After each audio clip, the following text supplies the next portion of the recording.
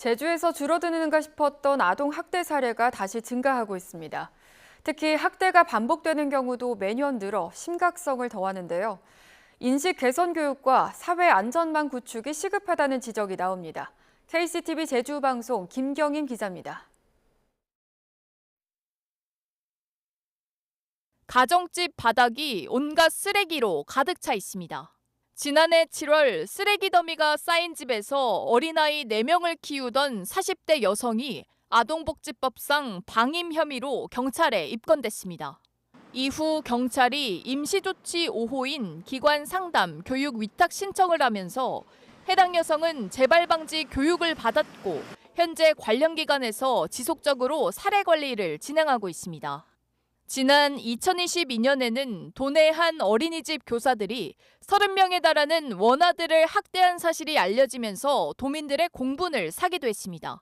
제주에서 아동학대가 끊이지 않고 있습니다.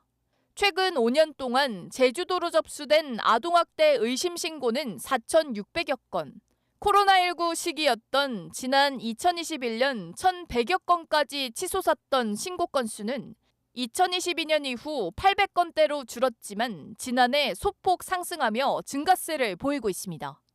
이 가운데 실제 아동학대로 판정된 건 2,800여 건으로 전체의 62.5%에 달합니다. 경찰이 112 신고를 받고 출동해 아동학대 혐의로 검거한 인원은 매년 300명을 넘고 있고 최근 3년 동안 600여 명이 보호 조치를 받았습니다. 대부분 부모들에 의해 학대가 발생하고 있습니다. 과거와 달리 단순히 신체적 학대뿐만 아니라 정서적 학대나 방임, 유기까지 아동학대로 판단되는 범위가 더 넓어진 가운데 훈육 등을 이유로 학대를 가볍게 생각하는 인식이 문제라고 전문가들은 지적합니다. 그러다 보니 신고 접수 이후 5년 안에 또다시 아동학대로 판단되는 재학대 사례도 증가세를 보이고 있고 특히 지난해에 급격히 증가했습니다.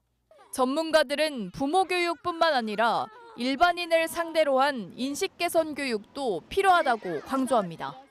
학대가 발생하기 이전부터 오랫동안 해결되지 못했던 어떤 환경적, 신체적, 정서적, 심리적 문제들이 아주 많습니다. 실제 모니터링도 물론이지만 정서적, 의료적 지원을 위한 인프라가 좀 마련돼야 되고 아이 때부터 일반인들도 같이 의무적으로 이런 아동학대 예방 교육이 좀 일어난다면 인식 개선에 조금 효과가 있지 않을까.